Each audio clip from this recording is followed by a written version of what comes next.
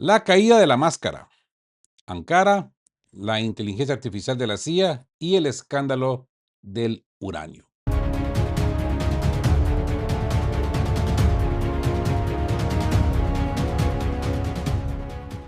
Amigos, antes de encender nuestras pizarras y pasar el bisturí sobre los mapas, va nuestra nota de advertencia civil obligatoria.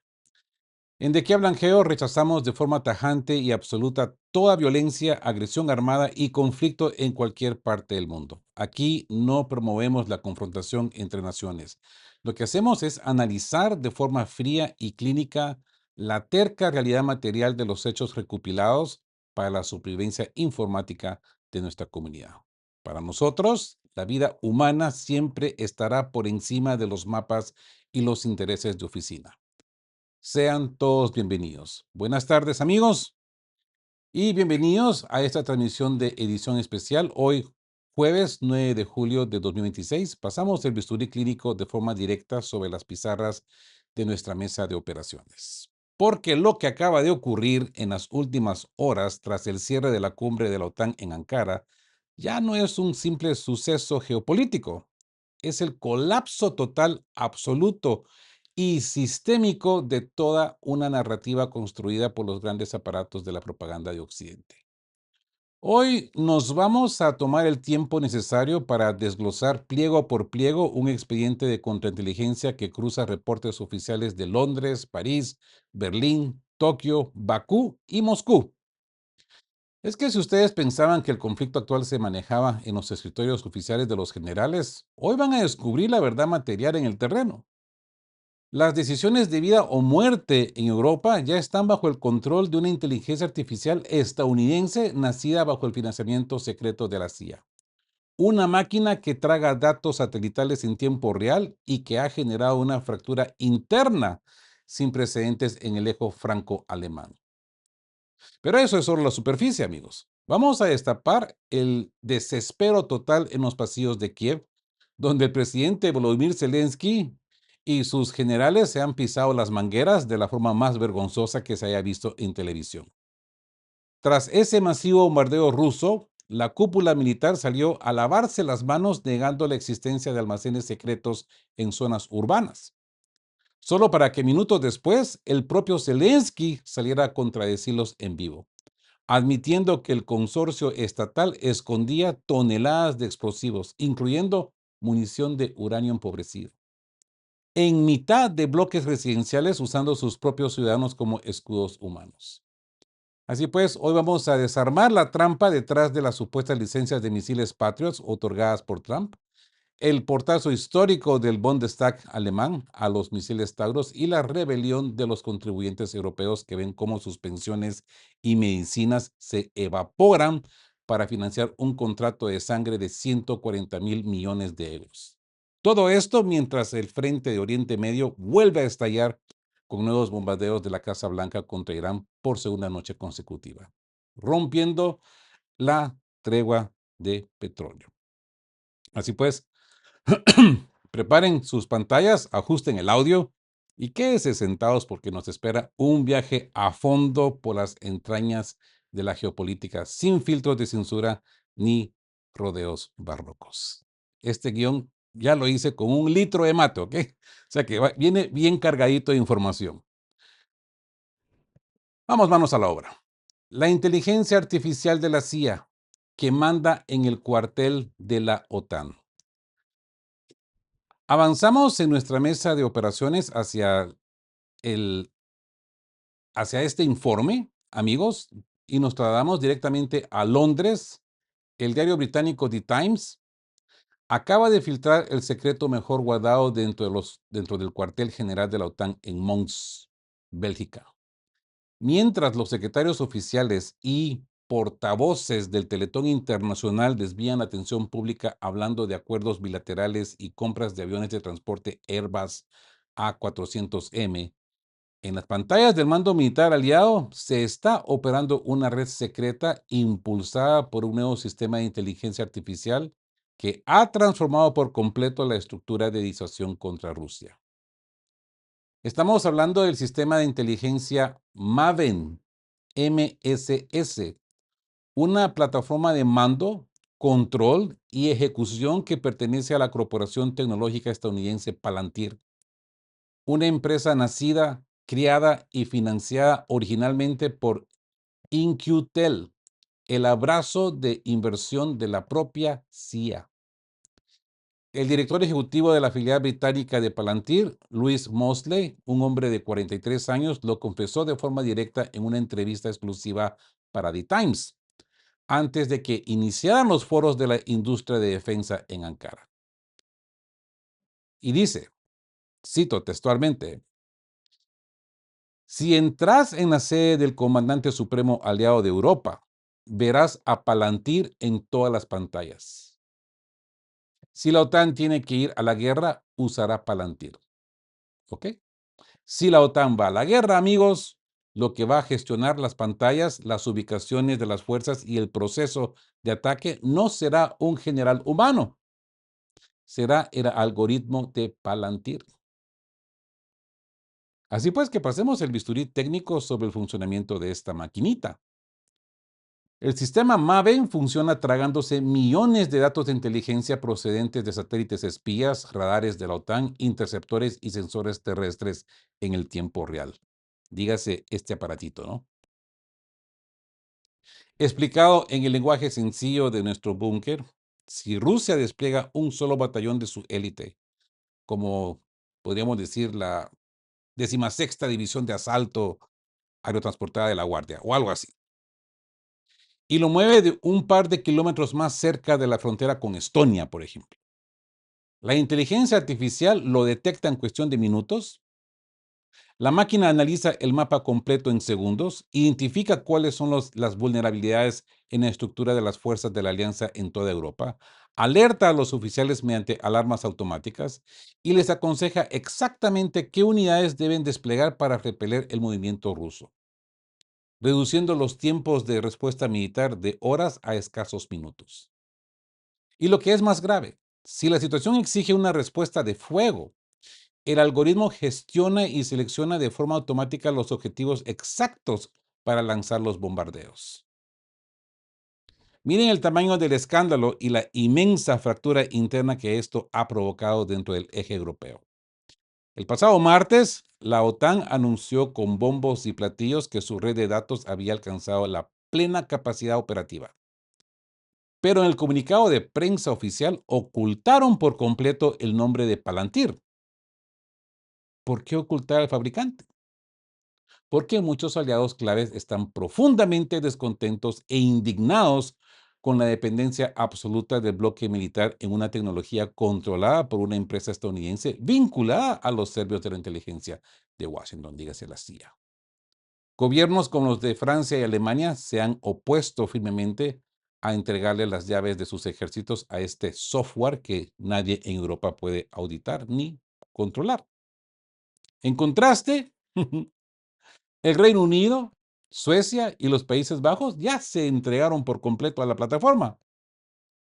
Para colmo de males, Palantir está compitiendo ahora por un contrato millonario para reemplazar el software del sistema de defensa aérea Golden Dome, buscando centralizar el rastreo conjunto de misiles balísticos e hipersónicos en todo el suelo europeo. La terca realidad material nos obliga a revisar los antecedentes de esta corporación que hoy maneja las pantallas del mando militar en Europa. Y es que, amigos, pongan atención, porque Palantir es la misma corporación que las autoridades de inmigración en los Estados Unidos utilizaron para cazar, rastrear y organizar las deportaciones masivas de inmigrantes indocumentados. Es la misma empresa que ha tenido que emitir comunicados urgentes para negar las graves acusaciones de que su tecnología de focalización de objetos fue utilizada para las fuerzas israelíes contra los civiles en la Franja de Gaza. Y es la misma corporación cuyo contrato de 330 millones de libras con el Servicio Nacional de Salud del Reino Unido está bajo una investigación masiva debido al temor de los ministros sobre la privacidad y el uso de los historiales clínicos privados de millones de pacientes británicos. Esta es la máquina y este es el interés privado que hoy tiene el control de la disuasión militar en el flanco oriental de Europa. ¿Qué opinan, amigos? Saquen sus conclusiones. Y bueno, pasemos a la trampa de los patriots, la trampa de Trump. y la pantalla de humo báltica. Avanzamos hacia nuestro tercer bloque o segundo bloque de nuestro análisis y cruzamos de forma directa dos pliegues informativos que parecen contradecirse en la superficie, pero que en el terreno real encajan a la perfección. Por un lado, el diario financiero francés Le Echo, a través de la analista Solveig Godeluc, nos detalla el supuesto triunfo político de Volodymyr Zelensky que logró arrancar al presidente Donald Trump, pues esa promesa de concederle a Ucrania una licencia oficial para producir de forma independiente sus propios misiles interceptores Patriot. Por el otro, el diario japonés Mainichi Shimbun nos revela el profundo desdén, las críticas y el desaire real que se esconde detrás de las palabras del mandatario estadounidense. Miren cómo se gestó el anuncio en Ankara el pasado miércoles. En medio de las negociaciones bilaterales y ante los ruegos de la delegación ucraniana que exigía con urgencia municiones para frenar los ataques rusos, Donald Trump declaró ante los corresponsales de prensa, sin haber consultado siquiera a las empresas fabricantes: me da la impresión de que les daremos el derecho a producir los Patriots. Les mostraremos cómo. Les daremos una licencia para que los fabriquen ellos mismos. Eso es genial, porque así ya no podrán venir a quejarse de que no les estamos proporcionando suficientes unidades. Cierro la cita. Donald Trump ha dicho esto.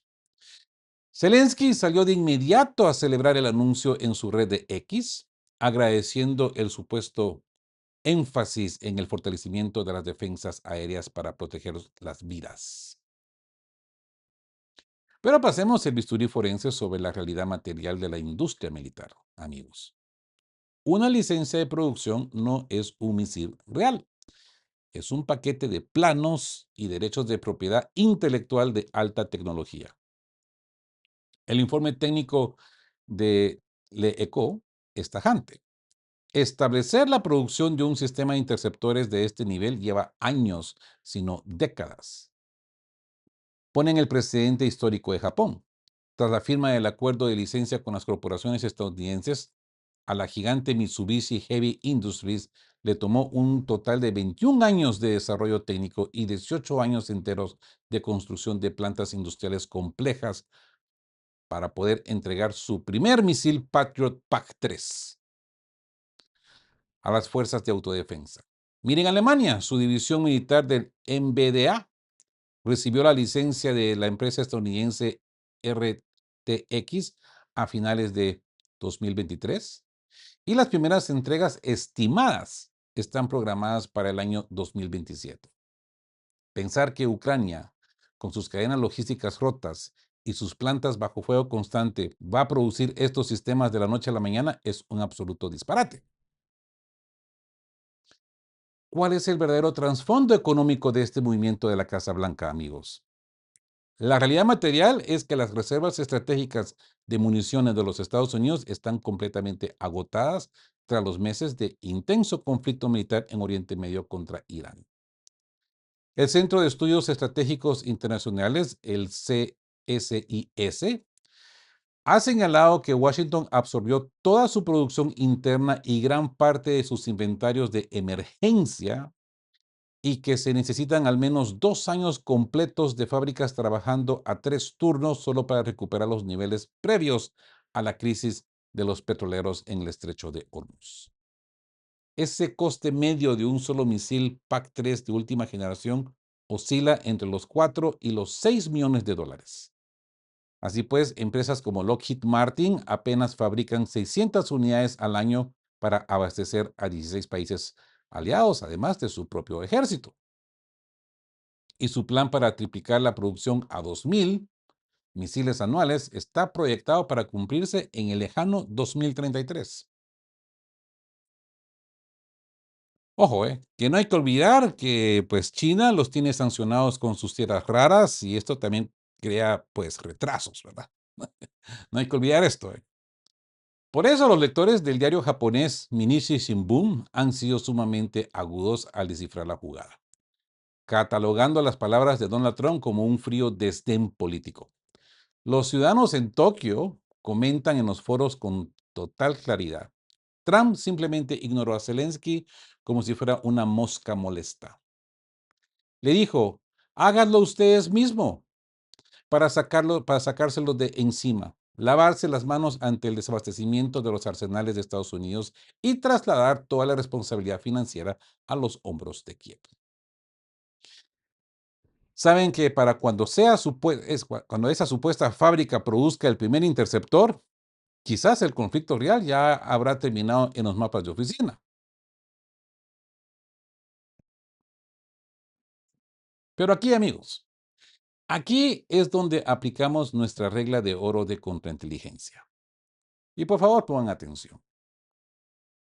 Cuando la gran prensa corporativa internacional insiste de forma tan drástica y unísona en decirnos que algo es totalmente imposible, que es un desaire y que Ucrania jamás podrá fabricar un misil, es porque nos están montando una inmensa pantalla de humo para ocultar un plan material que ya está en marcha en la sombra, ¿no creen? Para mí, esto es una regla de oro. Cuando la media te empuja tanto ruido hacia un punto, es porque te quieren convencer de algo, ¿verdad? Y es que pónganse a pensar, ningún estratega de la OTAN o del Pentágono, en este caso del Pentágono, va a levantar una línea de ensamblaje para misiles de alta tecnología en mitad del suelo de Kiev, a sabiendas que los servicios de inteligencia y los satélites rusos los detectarían y los borrarían del mapa con un misil Iskander o un Zircón al día siguiente. Incluso quizás con drones Geran 5. Amigos, la pista real ya la dejó grabada el propio Pentágono en Ankara al anunciar la creación de una empresa conjunta, joint venture, entre Lockheed Martin y la corporación alemana Rheinmetall, para abrir de inmediato un centro europeo de mantenimiento y producción de armamento estadounidense. ¿Mm? ¿Cacháis? Empiezan a conectar los puntos. La infraestructura real no se va a construir en Ucrania, amigos. Se va a triangular bajo el paraguas de seguridad de los países bálticos o en el territorio blindado de Polonia, donde ya existen complejos industriales militarizados secretos que operan fuera del radar público, produciendo miles de drones de combate. Al otorgarle la licencia legal a Ucrania, Trump se quita la presión del presupuesto del Congreso, protege los derechos de autor de sus empresas y le abre la puerta trasera a las corporaciones privadas para que fabriquen los misiles utilizando bases logísticas aliadas en las fronteras de la OTAN. Nos quieren convencer del fracaso de la licencia, cuando en realidad, amigos, la maquinaria ya está soldada en la sombra para dar la sorpresa geopolítica en el frente. ¿Qué opinan? Saquen ustedes sus propias conclusiones. Ahora, hablando de Ucrania, pasemos al escándalo de Visneve, el uranio empobrecido y las mentiras en Kiev. Qué raro, ¿no? Mentiras en Kiev. ¿Quién lo iba a creer, no? Avanzamos hacia el pliego más alarmante de esta jornada. Conectamos directamente con los teletipos oficiales de Ukrainska Pravda, ¿m? Fechados en las últimas horas de este jueves, ¿ok? Estos son artículos que acabo de leer, acabo de interceptar.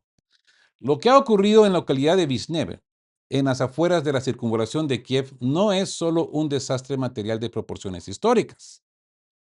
Es la demostración clínica de cómo la cúpula política y militar de Ucrania se ha pisado las mangueras ante su propio pueblo en un intento desesperado por ocultar la terca realidad del terreno. Así pues, pasemos el bisturí sobre la cronología de las mentiras oficiales. Si se recuerdan, la noche del 5 al 6 de julio, las fuerzas rusas lanzaron un ataque combinado de gran envergadura utilizando misiles balísticos y drones de crucero contra 34 ubicaciones estratégicas. En el poblado de Visneve, El impacto ruso desató una serie de monstruosas y masivas coloridas detonaciones secundarias que se prolongaron durante horas. Vimos los videos, ¿no? Vimos qué desastre. Pareciera un Bakhmut o pareciera un Konstantinivka, pero no, es Kiev. Obligando a la evacuación de emergencia de, según Ukrainska Pravda, 500 residentes. Yo he escuchado notas de 1.500 a 2.000 residentes de sus hogares. La propia primera ministra ucraniana, Yulia Sviridenko, tuvo que reconocer ante las cámaras que se trataba del peor daño material registrado en zonas residenciales desde el inicio de la invasión a gran escala, con más de 13 hectáreas de edificios de apartamentos completamente destruidas o agrietadas por la onda expansiva, dejando un saldo oficial de 58 civiles heridos y 9 personas fallecidas. Ante la inmensa indignación y el pánico de los ciudadanos comunes que veían sus hogares reducidos a escombros por explosiones de municiones ocultas, el Estado Mayor de las Fuerzas Armadas de Ucrania, a través de su portavoz Dmytro Lijovi, salió de inmediato a dar una declaración de prensa para lavarse las manos y salvar su reputación militar. El portavoz del General Staff declaró de forma tajante: el Estado Mayor informa que la instalación donde ocurrieron las detonaciones en Visnev no pertenece, no están bajo el manejo y no reporta de ninguna manera a las Fuerzas Armadas de Ucrania.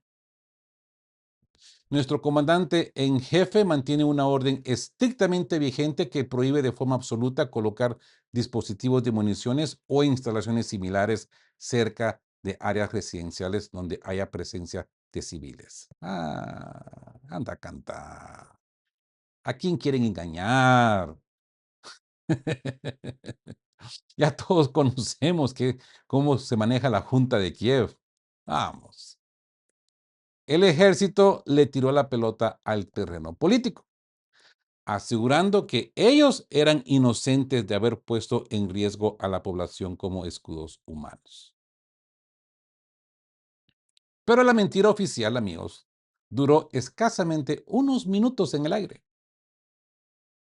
En un cruce de cables vergonzoso en la cúpula de Kiev, el propio presidente Volodymyr Zelensky salió en un briefing virtual con periodistas a contradecir de forma frontal a sus propios generales de la Junta Militar. Zelensky, visiblemente consternado y bajo una enorme presión por los informes de contrainteligencia de la oficina del fiscal general, admitió con desesperación la cruda verdad. El mega arsenal destruido en Visneve sí era una instalación estatal. Declaró textualmente: es una absoluta pesadilla. Había un depósito de municiones en Visneve. Los rusos golpearon este depósito y una gran cantidad de personas resultaron afectadas. He abierto un caso criminal y ordenaré despidos masivos inmediatos en Ukroboroprom, porque el almacén pertenecía a una de las empresas de este consorcio estatal de defensa. El presidente desestimó al ejército y confirmó que el propio Estado escondía toneladas de material de guerra en medio de los bloques de apartamentos de la capital. Pero pasemos del bisturí clínico sobre el dato más oscuro y aterrador que esconde este desastre, amigos. ¿Qué tipo de armamento estatal estaba oculto en esa zona industrial que las autoridades de Kiev habían absorbido dentro de los límites de la ciudad, justo al lado de la circunvalación? El exdiputado ucraniano Ihor Mosishuk, quien actualmente transmite información desde su exilio en Europa, fuera del control del teletón oficial de propaganda de las 24 horas, reveló que las brutales detonaciones secundarias en Vishneve se debieron a que las fuerzas rusas impactaron un depósito secreto que contenía las peligrosas municiones de uranio empobrecido. Estas, amigos, son las municiones que el Reino Unido y los Estados Unidos transfirieron a Ucrania en el 2023 para los tanques de asalto Challenger 2 y Abrams, que los rusos les dieron matarile. O sea, no les dio tiempo de usar esta munición. y que el gobierno de Kiev creyó hasta el último momento que no serían localizadas por los radares de Moscú. El experto militar Alexei Ampilogov dice al aire en el programa Estamos al tanto de la cadena Zagrad y detalló el inmenso peligro de la radiación secundaria al que ha sido expuesta la población civil de Kiev por culpa de esta locura logística. Ampilogov explicó en términos sencillos que los núcleos de uranio empobrecido, al ser impactados y detonados a altas temperaturas, se queman instantáneamente a miles de grados centígrados, convirtiendo el metal pesado en un polvo microscópico y altamente tóxico. Al ser inhalado por los civiles que se encontraban en un radio de 13 hectáreas a la redonda, imagínense, 13 hectáreas a la redonda, este polvo provoca un daño severo e irreversible por radiación secundaria en el organismo humano. El experto señaló que ante el hecho de que casi todos los almacenes militares preparados de Ucrania en la retaguardia ya han sido destruidos por la precisión de la inteligencia rusa, el régimen de Kiev ha pasado a la práctica completamente descabellada y criminal de colocar explosivos y arsenales pesados literalmente dentro de centros comerciales y naves industriales en medio de las grandes ciudades, dígase supermercados también, utilizando a sus propios ciudadanos como escudo humano biológico para intentar proteger sus mermadas reservas de armas. El engaño de que no se atacaban plantas militares quedó desarmado por las propias explosiones secundarias captadas en video por los vecinos. ¿Qué opinan, amigos? Saquen sus conclusiones. Ahora, el contrato es sangre financiero y la rebelión de los contribuyentes europeos. ¿Terminamos de pasar el bisturí clínico sobre el último pliego de nuestro expediente geopolítico de hoy? Cruzando los cables económicos de Europa Occidental con las agencias de noticias oficiales como RIA Novosti, para sostener toda esta inmersa estructura de guerra, licencias de misiles patrios y fábricas clandestinas en la sombra báltica, se necesita una cantidad astronómica de recursos financieros. Money, money. Masari, Masari, platica. Y tras el cierre de la cumbre de Ankara, los líderes de la OTAN han firmado un auténtico contrato de sangre, ¿sí? Económico, que ya está provocando las primeras grietas y rebeliones en el tejido político de las principales potencias europeas. Miren el anuncio oficial, amigos. El canciller alemán Friedrich Merz publicó un mensaje de urgencia garantizándole a Volodymyr Zelensky el pleno apoyo común de Europa, comprometiendo formalmente una ayuda militar financiera masiva de 70.000 millones de euros para el 2026 y garantizando una cantidad exactamente igual de otros 70.000 millones de euros para el año 2027. En total, una inyección de casi 140.000 millones de euros en 2 años de desgaste bélico. El ministro de Defensa alemán Boris Pistorius reafirmó con orgullo que Berlín pretende realizar de esta forma la mayor contribución presupuestaria individual entre todos los países de la OTAN para sostener al régimen de Kiev, aunque el canciller Merz, él, se negó rotundamente ante los periodistas a desglosar de qué partidas presupuestarias internas saldría semejante montaña de dinero. La respuesta de la terca realidad social no se ha hecho esperar en el corazón de Francia, amigos. El líder del partido de derecha francés Le Patriot, Florian Philippot, ha lanzado una alerta urgente que se ha vuelto viral en las redes sociales, incendiando el debate de los contribuyentes europeos que ya no aguantan la presión fiscal. Philippot escribió con total indignación en su cuenta oficial de la red X, la red social X, alerta. El canciller alemán Merz acaba de anunciar que los aliados añadirán 70.000 millones de euros en ayuda a Ucrania en 2026 y luego 70.000 millones más en el 2027. Y ponen atención a lo que dice ahora. Lo que significa miles de millones y miles de millones pagados por los franceses. Entonces, se nos dirá que tenemos que dejar de reembolsar medicamentos, congelar las pensiones, aumentar los impuestos porque no tenemos dinero. Basta, dice. Alto. Filipo pone el dedo directamente en la llaga forense de la economía real, amigos. ¿De dónde creen los ciudadanos de a pie que salen esos miles de millones de euros que los burócratas de la OTAN firman con tanta soltura en los hoteles de Ankara? Salen factualmente de recortar el sistema de salud público, de dejar de reembolsar los gastos médicos de las familias trabajadoras, de congelar las pensiones de jubilación de los ancianos y de subir los impuestos directos a la producción bajo el pretexto oficial de que las arcas del Estado están completamente vacías y que no hay dinero para las necesidades internas. Es un juego de suma cero descabellado, donde la élite política de la Unión Europea prefiere sacrificar el bienestar material de sus propias sociedades civiles para financiar la supervivencia de un proyecto militar en el flanco oriental que depende en un 100% del oxígeno financiero externo. El experto militar Alexei Ampilogov señala que este desespero por comprometer presupuestos a 2 años vista es la prueba de que a Ucrania se le agotaron por completo los recursos esenciales propios para continuar la guerra más allá de finales de este preciso año. Mientras que Rusia mantiene un flujo constante de soldados voluntarios contratados bajo una economía adaptada, Ucrania carece por completo de voluntarios en sus oficinas de reclutamiento y sufre una crisis logística energética sin precedentes. Regiones enteras del Frente Norte como Sumy, Chernihiv y Kharkov están quedando completamente aisladas de las líneas de suministro de combustibles, con gasolineras enterradas, cerrando sus operaciones por desabastecimiento físico de gasolina.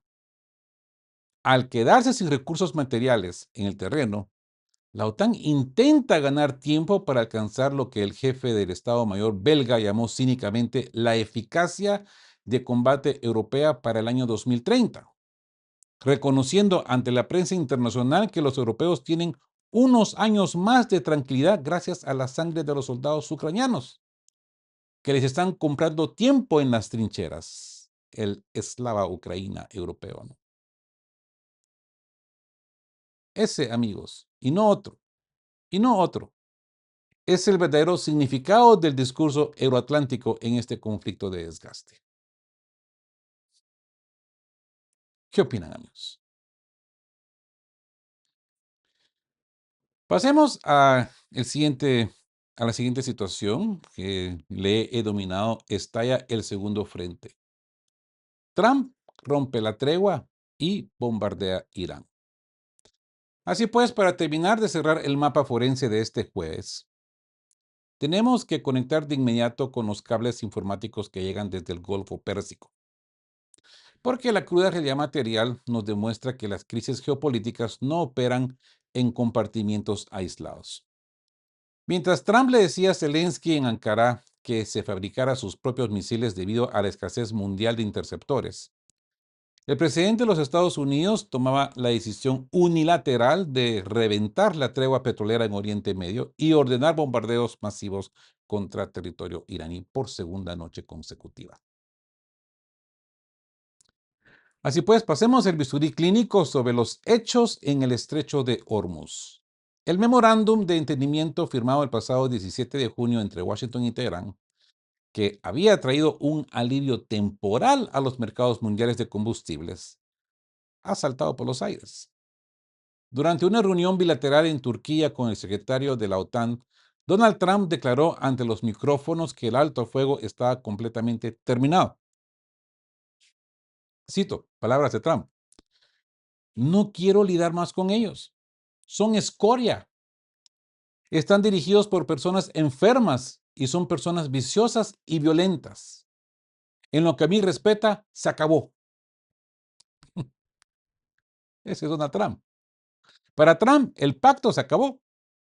La Casa Blanca justificó los nuevos ataques con misiles como una retribución inmediata contra Irán, acusando a sus fuerzas costeras de haber atacado e interceptado a 3 buques cisternas comerciales que intentaba transitar por la vía marítima, que no estaban en el acuerdo. Es que se ha violado el acuerdo. La respuesta de Teherán no se ha hecho esperar. El ministro de Asuntos Exteriores iraní, Abbas Araghchi, lanzó un duro contragolpe diplomático a través de sus canales oficiales, denunciando la vulgaridad y el lenguaje despectivo del mandatario estadounidense. Cito palabras de Araghchi. Dirigirse a la civilizada y valiente nación de Irán con un lenguaje despectivo no disminuye su grandeza. Los iraníes somos conocidos por nuestra civilidad, cultura y firmes valores morales. No respondemos a la vulgaridad con vulgaridad, sino con acciones firmes en el terreno, sin temor y con gran valor. Cierro la cita. La televisión estatal Press TV confirmó que las fuerzas de defensa aérea de Irán se han declarado en estado de alta alerta máxima tras los bombardeos de la aviación estadounidense de la madrugada de este jueves. ¿Cuál es el nudo real de esta confrontación, amigos? Se trata de una disputa legal y material por la soberanía de la ruta por donde transita más de la quinta parte del petróleo del mundo. Bajo el vago texto de acuerdo de junio, Teherán se comprometía a realizar sus mejores esfuerzos para garantizar el paso seguro de los buques comerciales, mientras se negociaba una futura administración conjunta del canal junto con el sultanato de Omán. Sin embargo, Irán insiste firmemente en su derecho soberano a regular el tráfico marítimo, inspeccionar las cargas y cobrar peajes obligatorios a los barcos que cruzan por sus aguas territoriales. Los informes locales confirman que los 3 petroleros atacados esta semana intentaron forzar el paso por el estrecho de Hormuz, desobedeciendo de forma flagrante las señales de autorización de las patrullas iraníes. Con la tregua rota, los bombardeos activos por segunda noche y el estrecho de Hormuz convertido en una zona de fuego real, pues el precio de la energía global entra en una espiral totalmente impredecible. Ahí vi de que los Urales crecieron, están para arriba. Ahorita creo que ya están en los $57. Desgastando los últimos inventarios en misiles Patriot que le quedan a Washington y arrastrando al mundo hacia un escenario de doble frente militar que la OTAN ya no tiene la capacidad material de sostener. ¿Qué opinan, amigos? Así pues, los pliegues de este extenso informe forense de hoy, jueves 9 de julio, nos dejan una lección de realismo geopolítico contundente. El tiempo en este tablero internacional se comporta en efecto como un círculo plano, ¿verdad? Los mismos discursos de victoria artificial, el mismo desprecio absoluto por las vías diplomáticas, las mismas mentiras corporativas que se contradicen en cuestión de minutos entre los generales y sus presidentes, y una inmensa fractura económica y de seguridad social que siempre termina siendo cobrada a las familias trabajadoras de las sociedades civiles. La guerra moderna ya no se puede ocultar con discursos barrocos de oficina. La realidad material de las explosiones de uranio en Visnieve, de las pantallas controladas de la inteligencia artificial de la CIA en Bélgica y de los bombardeos activos en el estrecho de Hormuz nos demuestran que el sistema global está operando bajo la peligrosa lógica de sálvese quien pueda. Por eso, amigos, en estos tiempos de manipulación de algoritmos, censura de transmisiones y propaganda de guerra de 24 horas, se vuelve una obligación de vida o muerte mantener encendidos los sensores de nuestra conciencia y aplicar con total disciplina nuestra central reflexión espiritual para la supervivencia informativa en el búnker. Sed sobrios y velad. En medio de este caos informativo, la sobriedad analítica y la vigilancia constante de los datos reales son nuestra única línea de defensa. Ahora, como siempre les digo al cerrar nuestras pizarras, la última palabra la tienen ustedes. ahí en sus hogares, amigos. Saquen sus propias conclusiones de todo el expediente que hemos abierto hoy en la mesa de operaciones. Amigos, si este análisis forense y detallado les ha sido de utilidad para romper los filtros, apóyennos de inmediato dejando su me gusta en la pantalla. Suscríbanse a las frecuencias oficiales de Que Blanqueo si son nuevos miembros de nuestra comunidad. Si ya lo han hecho, bienvenidos sean y mil gracias, porque esto es lo que realmente mantiene con vida a este canal y sus magníficas donaciones. Muy agradecido. Compartan este contraataque informativo con sus amigos y familiares en sus redes de mensajería y dejen abajo ahí asentadito su dictamen forense en la caja de comentarios.